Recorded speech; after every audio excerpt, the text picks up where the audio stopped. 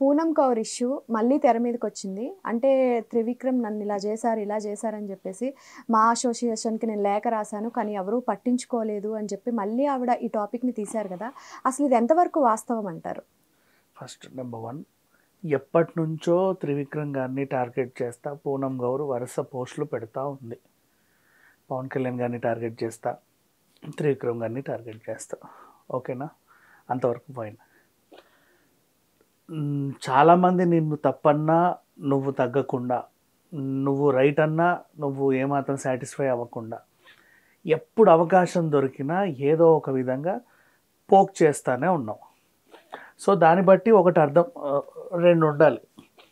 అయితే నీకు పిచ్చైనా ఉండాలి, లేదా వాళ్ళ తరఫున నువ్వు బాధింపబడైనా ఉండాలి. సీరియస్లీ రెండు.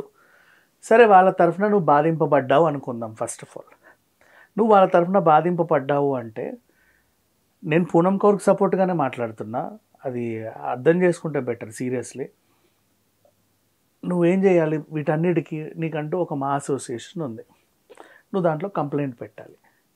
డన్. సరే, కంప్లైంట్ పెట్టినా వాళ్ళు స్పందించట్లేదు అని నువ్వు అంటున్నావు. ఫస్ట్ నువ్వు ట్విట్టర్లలో ట్వీట్లు పెట్టుకుంటే, ఇప్పుడు మా అసోసియేషన్, మా ట్విట్టర్ అసోసియేషన్ కాదు కదా, అది మా అసోసియేషన్.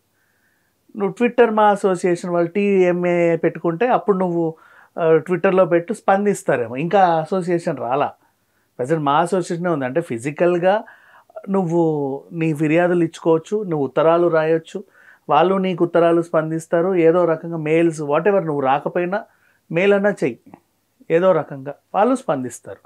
స్పందించకపోతే అప్పుడు నువ్వు స్పందించలేదని ఒక ఎలిగేషన్ పాస్ చేసావు. ఇక్కడ ఏంటి, చాలా రోజుల క్రితం నువ్వు పెట్టిన లేఖకి వాళ్ళ రిప్లై చూడు. పూనం కౌర్ గారు, we have received your mail regarding the complaint on Trivikram Srinivas. నువ్వు పెట్టిన మెయిల్ మాకు అందింది అనే రిప్లై ఒకటి వచ్చింది.